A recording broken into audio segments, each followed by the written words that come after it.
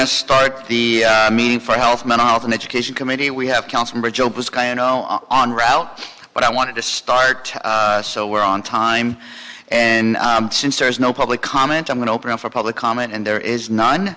So we will be going on. And I'd like to take this meeting out of order, if that's okay.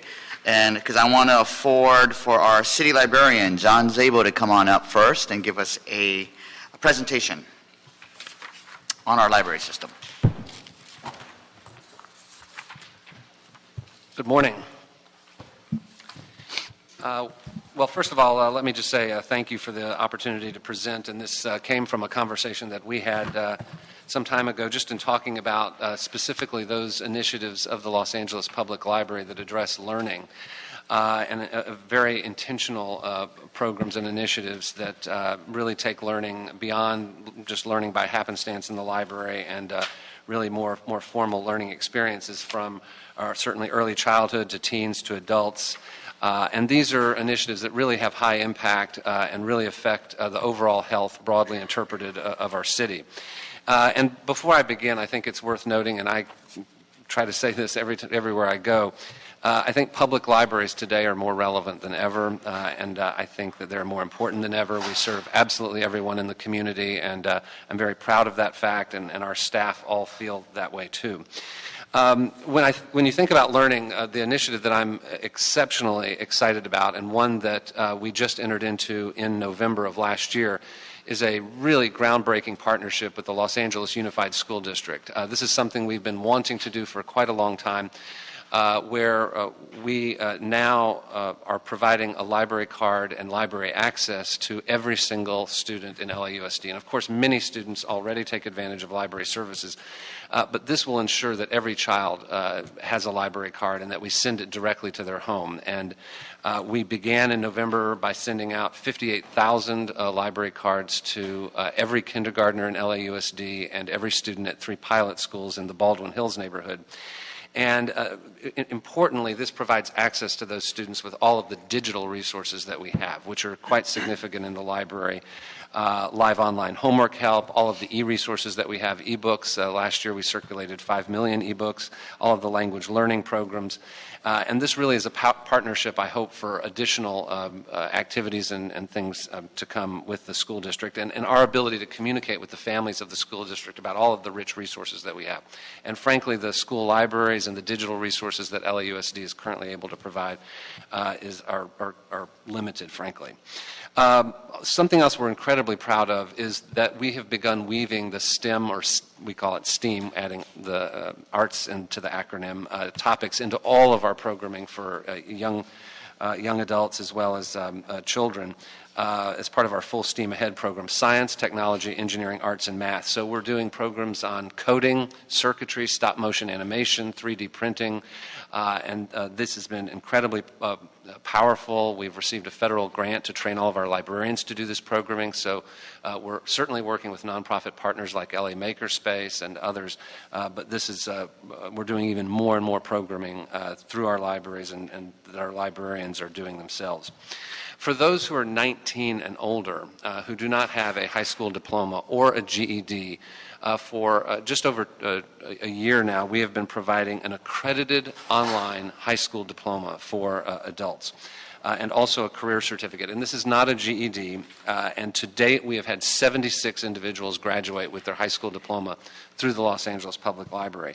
Today, 188 individuals are currently enrolled. We're looking forward to our second graduation ceremony during the month of March. And the numbers are small because this program has just begun a little over a year ago, as I mentioned, but it's growing and growing. And when you think about the library as an institution that thinks about and wants to have an impact on workforce development and economic development, these individuals are now better prepared for the workforce. They are better prepared for higher education, technical school, community college, and it's an incredible program. Certainly, adult literacy remains a staple of what we do. It looks different across the 21 adult literacy centers that we have in the city at each of our libraries, and we're proud of that. Each of those adult literacy centers are addressing the specific needs in each community. In some community, it's about language learning. In others, it's about basic literacy skills. And we have 740 adult learners who are tutored by 669 volunteer tutors. And last year, they contributed over 37,000 hours of volunteer time with those learners. Citizenship and immigrant integration is a huge focus of the Los Angeles Public Library. As you know, a few years ago, we began a partnership with the United States Citizenship and Immigration Service to have all 73 of our libraries have citizenship information in them, training librarians to answer basic questions about the naturalization process. This initiative was really targeted at legal permanent residents, the 800,000 or so that in the LA area. And to date, we've served tens of thousands of people. You may recall when the library won the National Medal for Museum and Library Service, Sergio Sanchez was a person who became a citizen through the Los Angeles Public Library and was with us at the White House when we received that. But this is an initiative that we're taking beyond citizenship and beyond services just for legal permanent residents. And we're essentially renaming the program the New Americans Initiative, and we're continuing to do all of that work around citizenship at our 73 libraries, but we've identified 6 of our libraries where we're actually going to provide assistance with nonprofits, individuals who are certified by the Bureau of Immigrant Appeals. We've already had some of our librarians certified, and this is even more substantive work. And of course, we already help undocumented residents with AB 60 and getting a driver's license and other information like that. Financial literacy is a component of our learning initiatives. We have the largest unbanked population in the nation here in Los Angeles. We had 502 classes last year with over 7,300 people in attendance. And these are basic classes around saving for college, checking, savings, mortgages, things like that. Health. Focus of your committee, and many people may be surprised that it's a focus of the library as well. Beyond just providing health information, we work with government agency, nonprofit partners to provide programming around specific health disparities in specific neighborhoods around LA. We work with, as an example, community health councils to have programming around diabetes, cardiovascular disease, and other illnesses. We've been helping people sign up for ACA.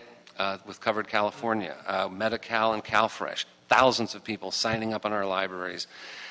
We were delighted at the program that Councilmember Rue, you were at last week, and the mayor was good enough to mention the work that our libraries do in that space, and we're very proud of it. And even beyond that, we are working with agencies to provide flu shots in our libraries. For the last couple of years, people can come to flu shots in neighborhoods where the access to flu shots is a challenge. And last fall, over 700 flu shots were administered in the library. And there's some people who will come for the flu shot, but who will learn that we have Armenian language materials, or that we have Lapsit story times, and all the other great resources that the library offers. So it's a wonderful way for the library to be leveraged to address a community need, but also to introduce the library to someone who may not be aware of all the great services that we have.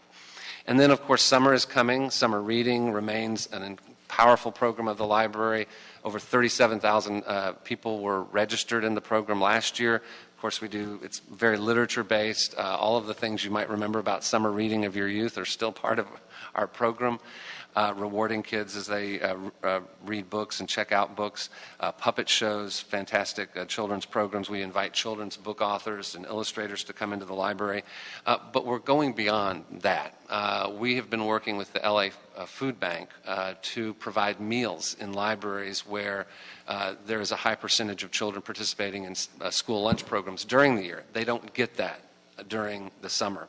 And nutrition is an important part of skill retention, and if they don't have that nutrition, it's a contributor to summer slide, which is the loss of those skills over the summer.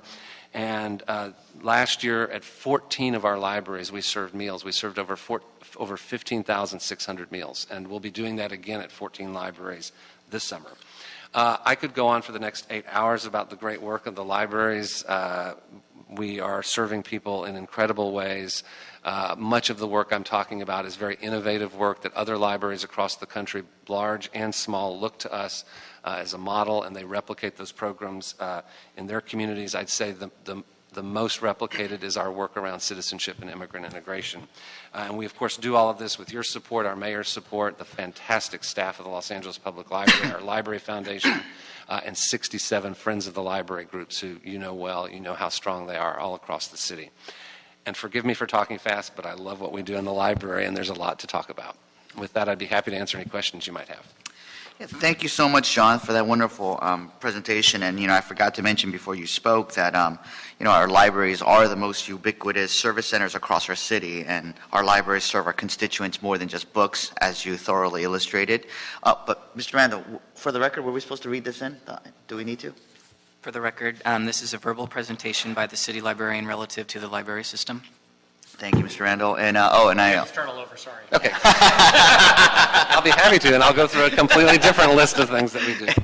And I'd like to point out that Councilmember Buscaino is here, joined us, came in much earlier. Wow, everything that you're doing, it's more than I imagined. From your LAUSD partnerships, your graduation ceremonies for your for high school diplomas. I'd love to attend. I'd love to help distribute diplomas. I don't care how small the class might be. So please let me know. Citizenship Assistance, in a prior life, one of my first jobs was working on citizenship applications as well as citizenship interview preparations for limited English speakers. So that's something near and dear to me. And all the stuff that you're working on immigration, I'd love to follow up with you and maybe do another presentation at the Ad Hoc Committee for Immigration, because that is something we definitely want to support and augment. I want to ask, though, the 6-day-a-week service, has that been fully restored yet? It has. For, I think it was 4 years ago that we, after Measure L, returned all of our libraries to 6-day-a-week service. And then the following year, we restored Sunday service at the 10 libraries where we had provided Sunday service previously. Great. So with the budget coming up, do you guys anticipate any negative impacts on your services in the near future as a result of our current budget environment? With Measure L, each of the first 4 years following Measure L, the percentage increase for the library. Following that, the increases in assessed valuation meant additional dollars for the library. So going into the fiscal year 17-18, Measure L continues to support the library, benefit the library. The challenges of the budget, we don't anticipate cutting service, closing hours, needing to lay off staff as a result of the current budget climate. Okay, that's good.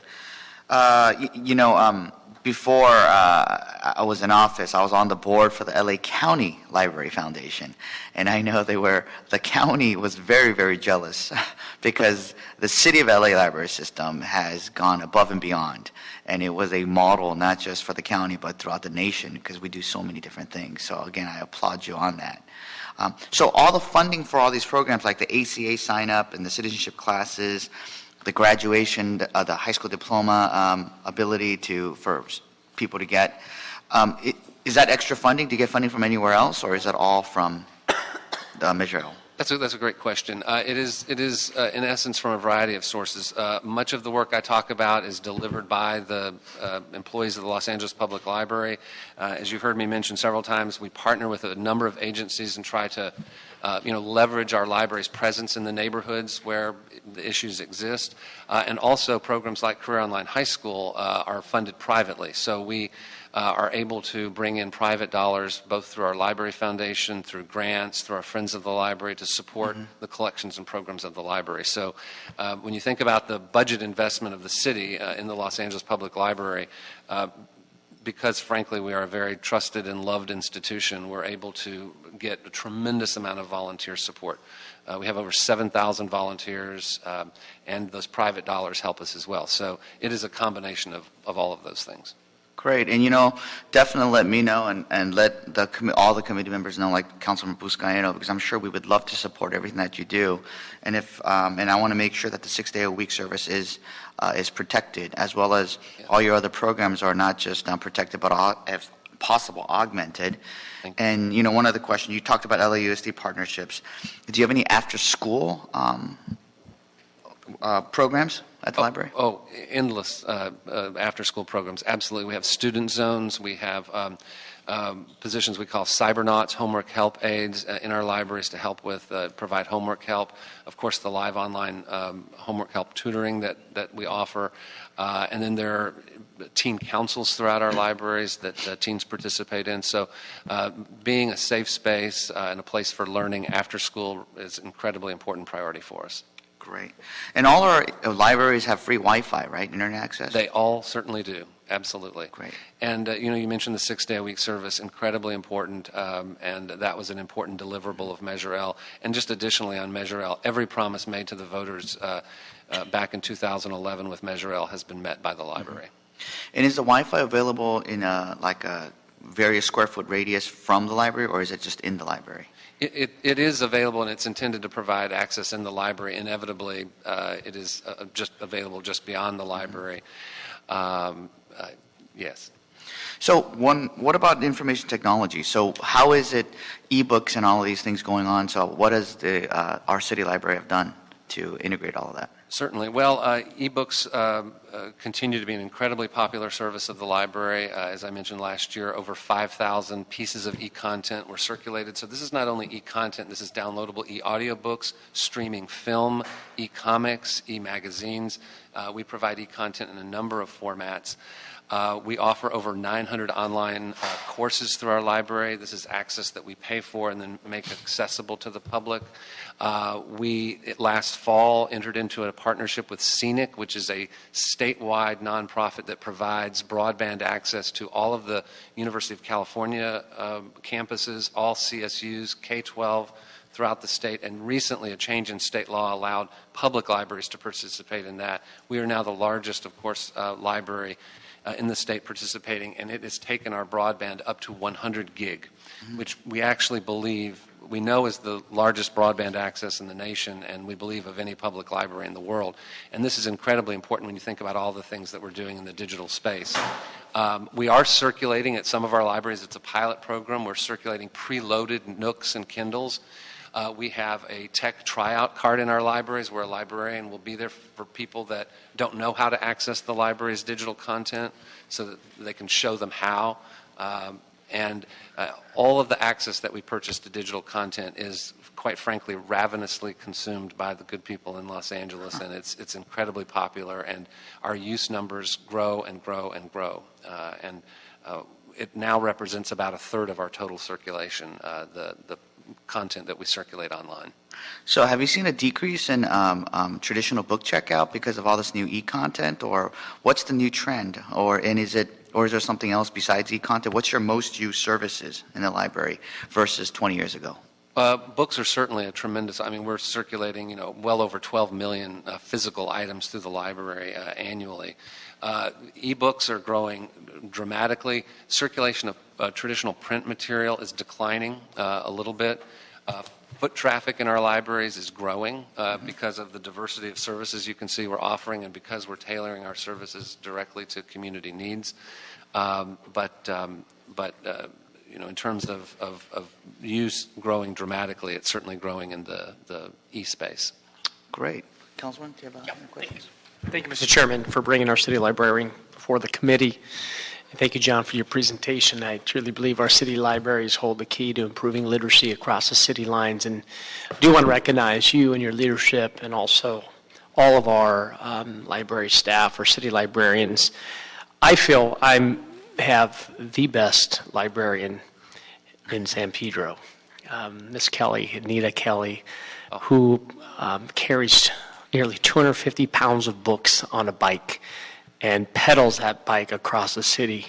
I was happy to hear one of our media partners, KBC, do a feature on her, and whether it's at a parade or community event, she represents our libraries very well with utmost integrity and just so much enthusiasm. She's a rock star. Is she? Absolutely is. She's fantastic. Just don't take her away from me. No. That's the thing. And that initiative that she developed Yeah. for San Pedro and the community there has been replicated in Northeast LA. So there's a book bike now traveling Northeast Los Angeles. So happy to hear the ongoing partnerships with our community-based organizations. I feel, our libraries are a safe haven, and I do remember you coming before the Public Safety Committee because a number of quality of life issues have been raised throughout our city by our constituents of the ever-growing issues of the homelessness issue in our city, in our libraries. What is the future plans for partnering with ALASA? Because we have seen that a number of our homeless residents are using our libraries not only as a safe haven, but also as a resource to get back on their feet.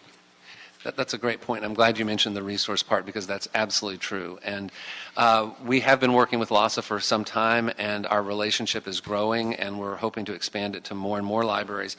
Actually, one of the initiatives I think all of us at the library are most proud of is something that we started at the Central Library called The Source.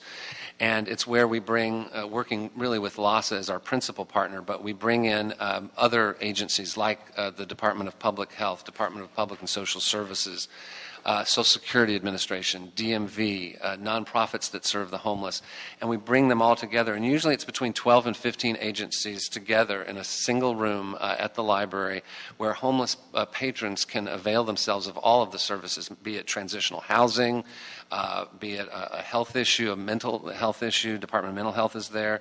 And we've expanded it to Exposition Park. We've expanded it to Will and Ariel Durant. And really want to expand it to more libraries, and we certainly have other libraries where this could be incredibly beneficial to the populations that they serve. I think it's the capacity of those partners, but we are working with several, and the challenge of a homeless person to avail themselves of all the social services that may be out there that could be important to them can be incredibly challenging. And so bringing them all together to the library, a place they know and often a place they visit, is really important. And it's an opportunity for the library to really be impactful. Yeah, and for me it was alarming, as I shared with you in the Public Safety Committee. I was with my 10-year-old daughter working on a fourth grade project over the winter break where when I used the restroom, literally saw an individual bathing out of the sink.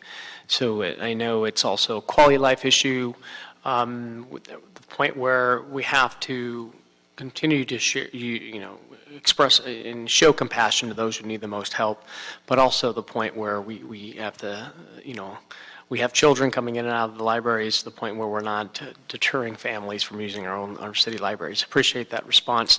And lastly, I know, Mr. Chair, you mentioned about the budget. What are you anticipating? What are you looking for in this next budget cycle as we prepare for putting together a budget for 17-18?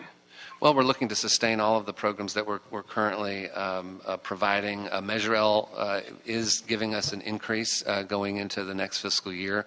How much of that will be consumed by related costs remains to be seen at this point. I think that's all still being worked out.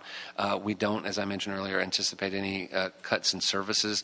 I think we've expanded a number of services in recent years, and I think one of the things that we're certainly looking to do in the coming fiscal year, and we really began this in the current fiscal year and a little bit the year prior, is during those tough years of the recession, there were significant physical plant, infrastructure, back-of-house IT issues that we were unable to address. And so we're addressing some of those issues now as well. So there's some significant investments being made into IT infrastructure to support that 100 gig connection, as an example. Some serious physical plant issues that need to be addressed. Appreciate that. Yeah. And then I do remember you mentioning that for those libraries who are experiencing a number of quality of life issues on the Wi-Fi, you are addressing those Wi-Fi issues to the point where some of these libraries are shutting down the Wi-Fi. That's correct. And we do have the ability and flexibility to do that. So where the Wi-Fi cloud going beyond the library and that creating a security issue or a property issue in the perimeter of the library, we have the ability to shut that down and have done so in those libraries where it's been an issue, and certainly can do that. Appreciate that. Thanks, John.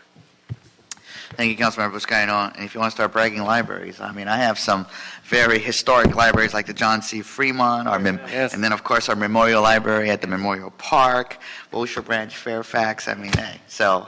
You have Anita Kelly, though. All right? She'll love all those libraries, and Anita will love knowing that you all mentioned that. And thank you for your concern addressing our safety issues. I know we're probably going to talk again in Public Works, and I know we're working with LAPD, and you're working with them, Yes. especially with homeless issues in our libraries.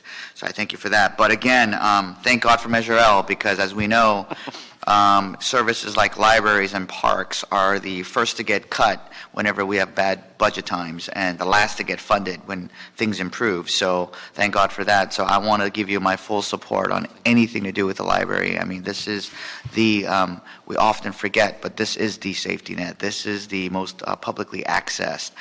It's a great way to provide different types of services because people don't get scared to come to the library, unlike other government agencies. Great point. So you have let me know any future grants, any future program funding. If you need a letter of support from any one of us, just let us know. Again, if you have any budget requests, let me know. I'm the chair of the Education Committee, so I want to do everything I can to fully support you guys. And please invite me to your various events. I'd love to Good. come. Thank you so much. Thank Appreciate you. it. Thank you. Thank you. So now that we have quorum, I'd like to take item number 1 on consent, if that's okay with you, if you don't have any questions. So item 1 on consent. And item number 2, Mr. CLA, can you read that into the record, please? Item number 2 is Mayor's Operations Innovation Team and Personnel Department to report relative to the progress made on the development of a comprehensive health plan that would improve the wellness and safety of city employees. And this matter was scheduled pursuant to council action of February 17, 2016. Great.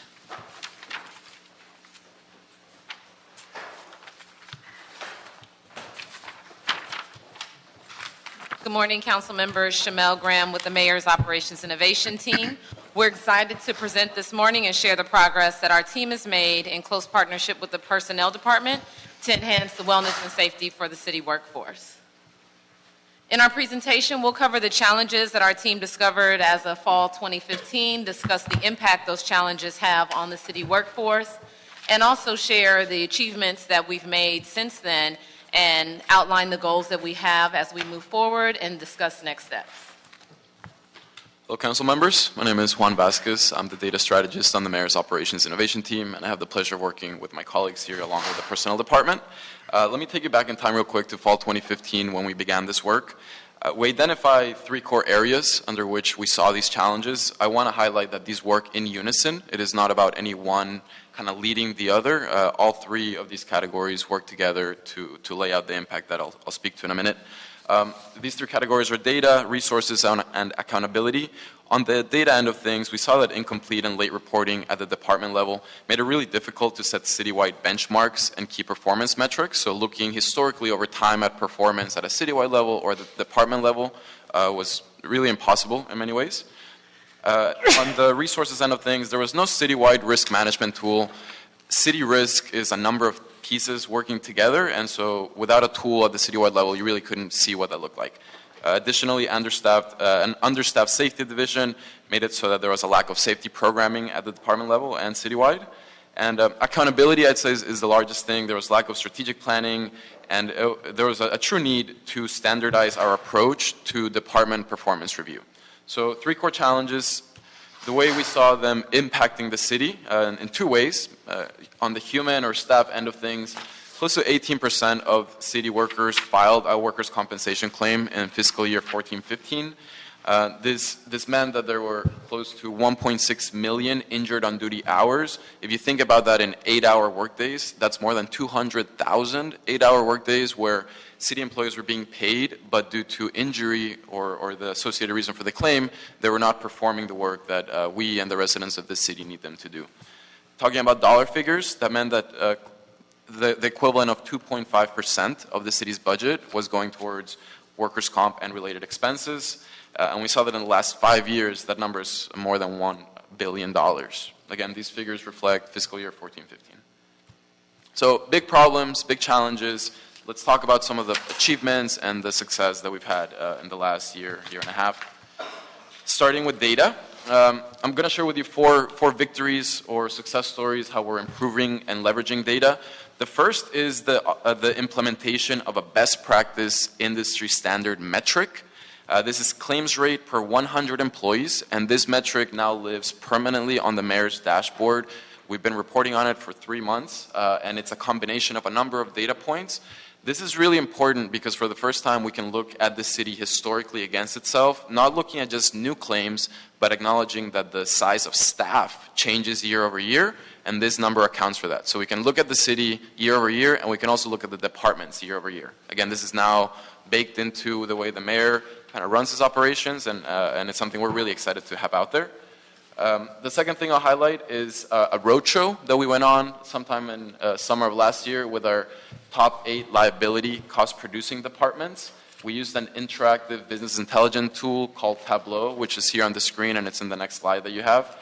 This is very important because it allowed us to have really thoughtful, interesting discussions with the departments. It informed some of the reporting and data metrics that we're calling for in ED18, which we'll speak to in a minute. And it also helped us understand where was there value in this type of work for the departments. It's not just about personnel or the city, it's also helping the departments keep their staff safer and better. 2 additional really great stories to share with you all. They focus on leveraging academic partnerships. The first is we've set up a partnership with Cornell University's Applied Statistics Master's Program. We know that it is not any one variable that produces a high-cost claim. It is a number of variables working together. And so they're helping us understand or create 3 profiles for high-cost claims. When this analysis is done, it will help the personnel department know when early intervention needs to happen so that those claims don't balloon up in size. And I will note this, the only thing this costs the city is staff time. This is a pro bono project that Cornell is helping us with. And then the other partnership that I'll speak to is with Cal State LA. We're working with their big data graduate class to understand on LAFD's end how long they can expect for firefighters to be out based on the cause of the injury and the body part injury. Again, pro bono work, this is a relationship we've built, and being a local university packed full of talent, this is just really great stuff. I will now turn it over to my colleague David Parker, who will speak about technology and resources.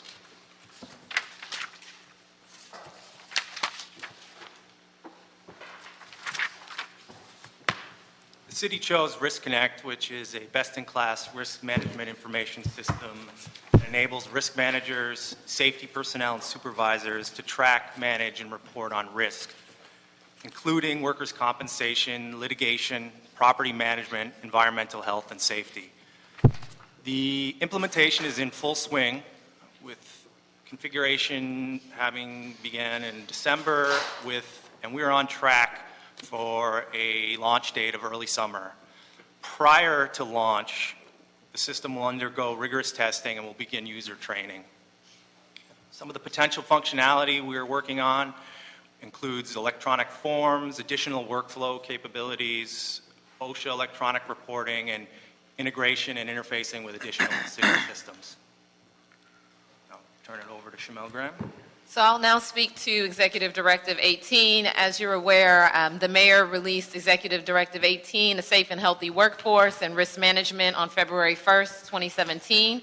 Our team was really excited about that because that increases accountability citywide when we talk about risk, not just workers' compensation, but other liabilities. And it takes a comprehensive citywide approach. In the Executive Directive, we invited the city attorney and city council president or their designees to participate, and that is in full motion. We're looking to convene the risk reduction cabinet in late March, early April, and that'll include all GMs from all departments to talk about the new mandates in Executive Directive 18 and the resources and the workflow communication moving forward as we improve how we manage risk as a city. One of the things to highlight is that the Executive Directive outlines a need for each department to have a Chief Risk Management Officer and a Chief Safety and Wellness Officer, and that is at the senior level of management for the departments, which is really critical. And also, Personnel and the CAO will provide administrative support to the Risk Reduction Cabinet, and personnel will play a key role in monitoring and the implementation of safety and wellness components of the Executive Directive, and also providing technical assistance to departments as they look to improve their safety protocols as well. And now I'll turn it over to Najma Bashar from Personnel, who's the City Safety Administrator. Health and safety is the focal point of Personnel Department to drive health and safety initiatives for the City of Los Angeles. Our role here is to promote health and safety, provide regulatory compliance, and work towards a safe and healthy workforce. I'd like to list a few of the key accomplishments within the recent past. Expanded the Health and Safety Division, hired 2 additional safety engineers and 1 management analyst. Increased the number of on-site inspection and oversight, partnered with 8 city departments, police, fire, cultural service, cultural affairs, library, zoo, sanitation, and to improve workplace safety, understand areas for improvement, advise them on regulatory compliance issues, and including outside regulatory agency visits and inquiries within the recent past. Injury Illness Prevention Program is the basic framework for environmental health and safety management system. This program outlines the procedure for establishing minimum requirements, and with that, and the general accountability of each city staff. So revised and updated the Injury Illness Prevention Program template to help the city departments establish their own safety program in-house. Gathered safety baseline information to develop safety goals and initiatives. Supervisors play a big, important role in employee safety. So strengthen the core supervisory training module to incorporate ergonomics and more tools for the supervisors so that they can become safety coaches. Provided training to 150 supervisors recently. OSHA is the main regulatory body to stay on top of regulatory changes that happens on a constant basis, established a regulatory input monitor process, and communicated the impact to the stakeholders, and doing it on an ongoing basis.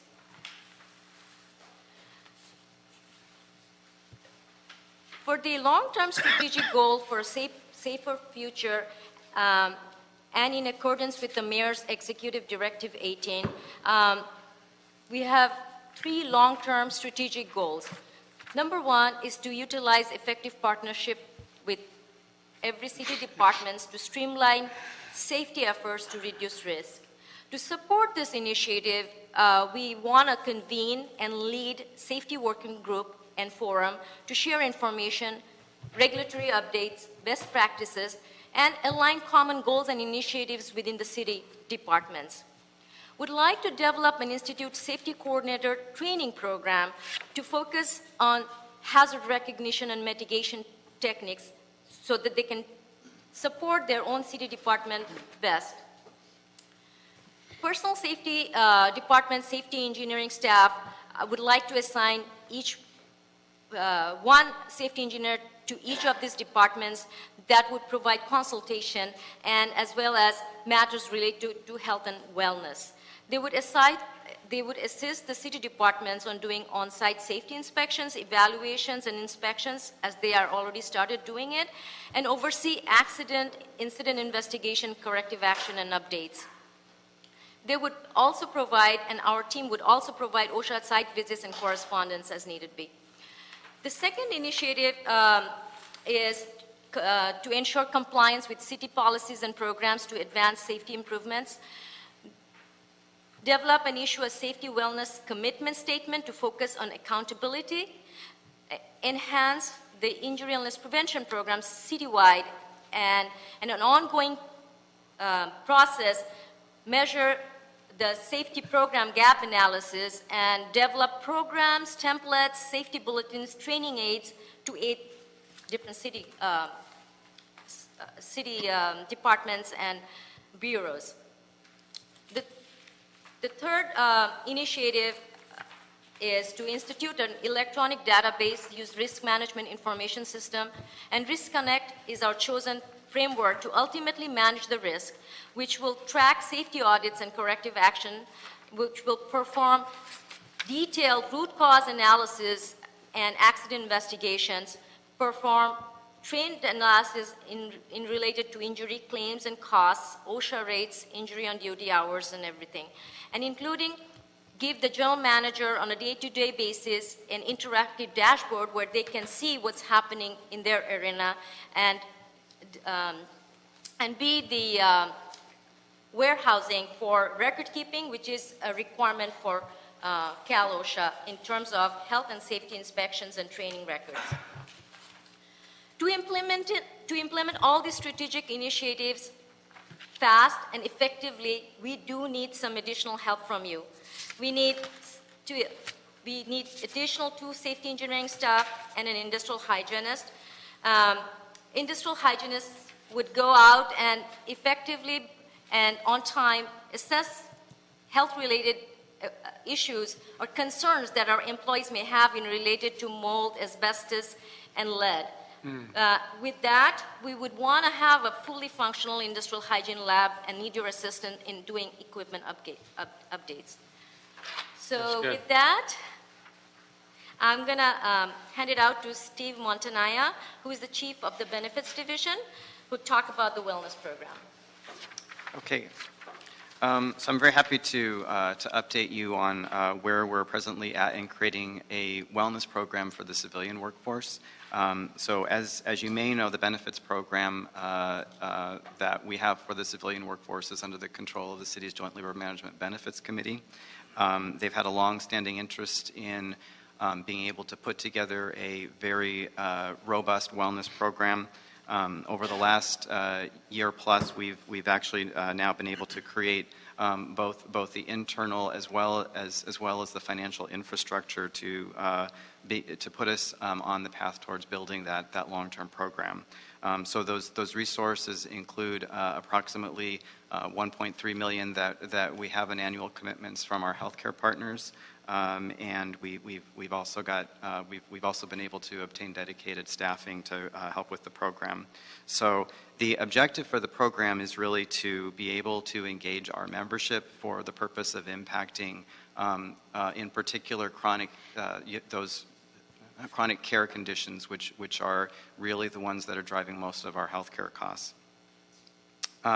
Our path forward right now includes building out the infrastructure to engage our members through ongoing campaigns. This will involve the utilization of external contracted resources to leverage the resources that we have in-house and the resources that we have with our healthcare partners. We've been able to implement 2 pilot campaigns over the last 6 months, but moving forward, what we are really looking for to be able to do is to engage our members on the areas that have the most impact, and that includes nutrition and exercise and stress reduction. So this program is one that's certainly going to grow and it's going to be evolving over time, but we're very excited about making this an ongoing resource for our workforce. And so now we'll talk about next steps. As you've heard through our presentation, we're not only responding to the claims that are filed every year, but taking a proactive approach as a city to improve wellness and safety for our workforce. So next steps, as I mentioned earlier, is convening of the Mayor's Risk Reduction Cabinet, completion of the Cornell University and Cal State LA capstone projects, going live with the Risk Connect Risk Management Information System, and operationalizing safety and wellness requirements as outlined in Executive Directive 18, and exploring staff and future investments that are needed to continue to help mitigate risks for the citywide. And we're now available for questions. Thank you, Shamel. That was a wonderful, exciting presentation. And I just want to remind everybody in the audience and anyone who's listening that about a year ago that it was this committee that initiated and approved this motion to partner with the mayor's office and personnel in developing a wellness program for city employees that would reduce the workforce injuries, improve recovery times, and keep city employees healthy. And I know in your presentation you have figures from a fiscal year 14-15, which is about $220 million in associated costs regarding workers' compensation claims. And I know there was in consultation with the mayor's office that if nothing was done, it was only going to increase, possibly double, right, in the next, was it 5 years or 10 years? 5 years, I think Yeah. it was projected to be close to $300 million, so Yeah, that is, it's not sustainable for the city at all. nope, it's not. And if we could just even reduce it by half the cost, we could fund homelessness. I mean, we could fund libraries. We could fund so many different things that we really need to. Basic services, tree trimming, potholes. I mean, the things that we need to do. So this is very, very important, and that's why your presentation was very exciting. And I look forward to executing the Mayor's Executive Directive 18, which is titled "A Safe and Healthy Workforce and Risk Management." And I look forward to instituting institutional change and all the goals that you guys outlined. I am so looking forward to you guys finishing the study with Cornell. But the top 8 liability producing departments. I'm sure it's LAPD, LAFD, but can you tell us like the top 4, top 5?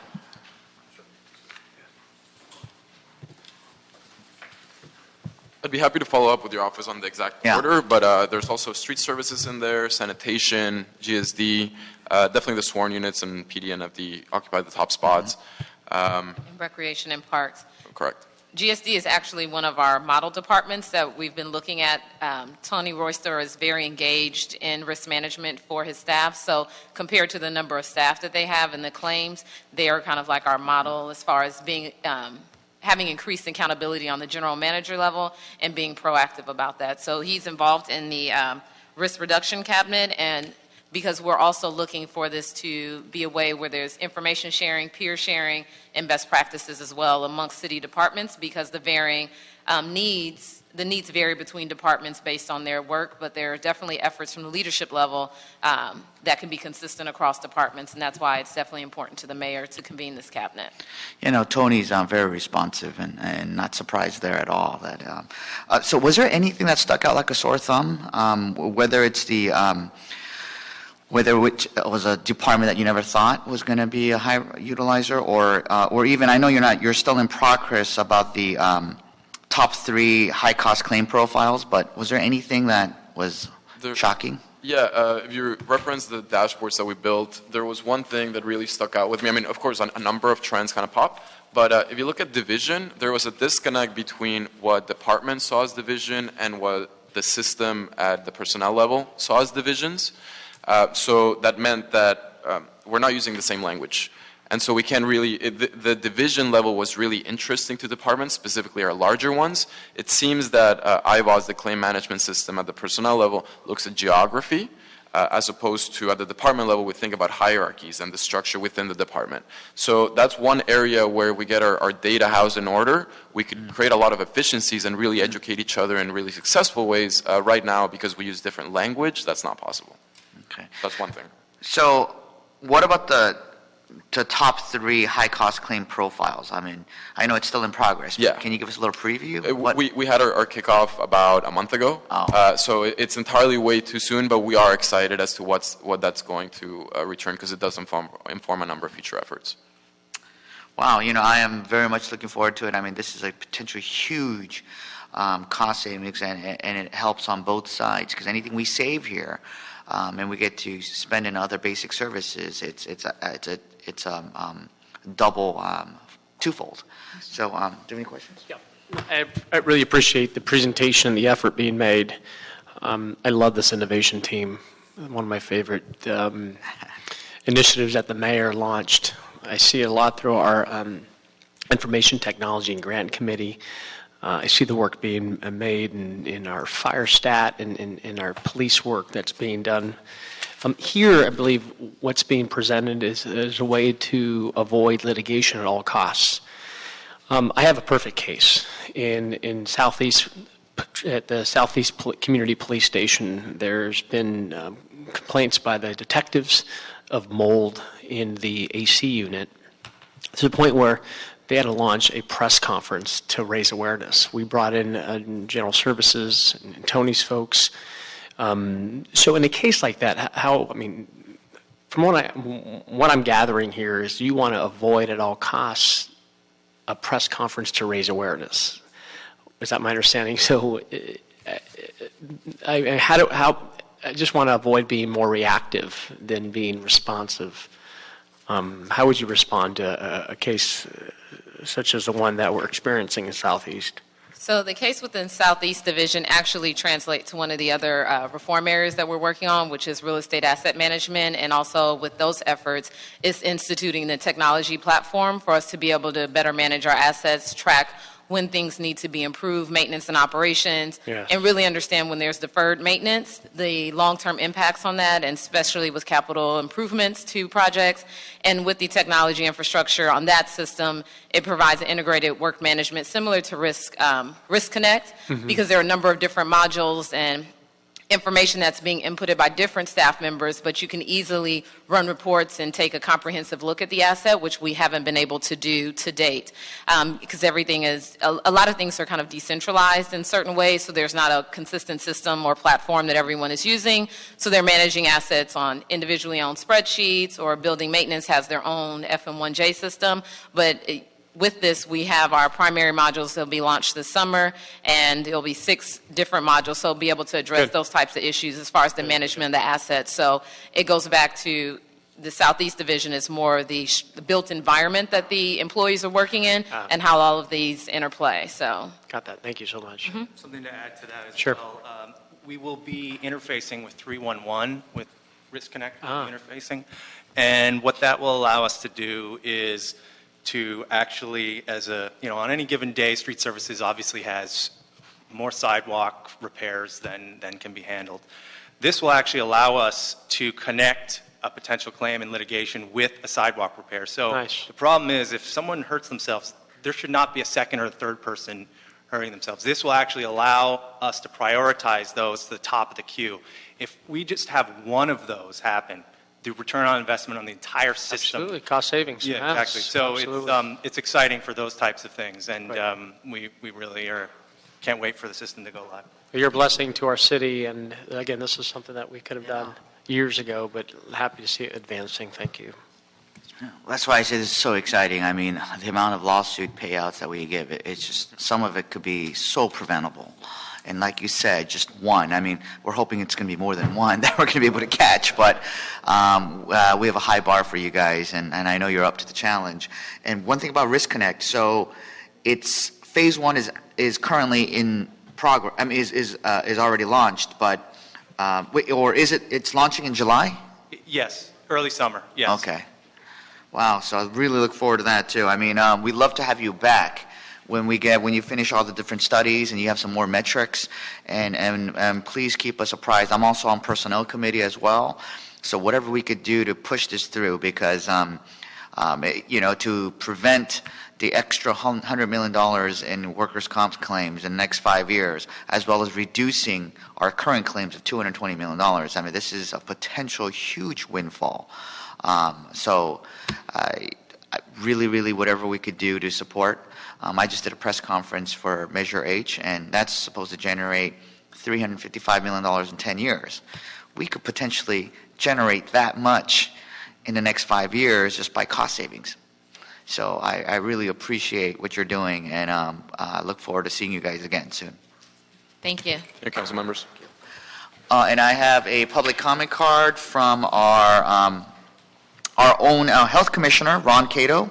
Ron, are you here? And we'll give him a 5-minute. Yeah. And actually, he's one of our commissioners, so he could present. And we could have any questions for you too. Come on, Ron. Thank you so much. Thank you for your service. Good morning, Councilman Rue. Councilman Buscaino.